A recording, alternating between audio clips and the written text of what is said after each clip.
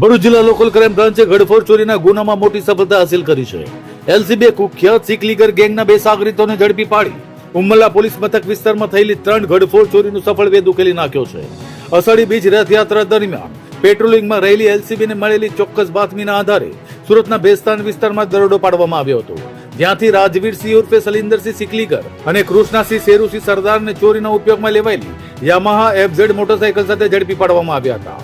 Bharuch local crime branch દ્વારા હાથ ધરાયેલી તપાસમાં બંને આરોપીઓ ભાગી પડ્યા હતા અને ઉમરલા ટાઉન તેમજ વેલુગામ વિસ્તારમાં થયેલી 3 ઘડફોડ ચોરીની કબૂલાત કરી હતી.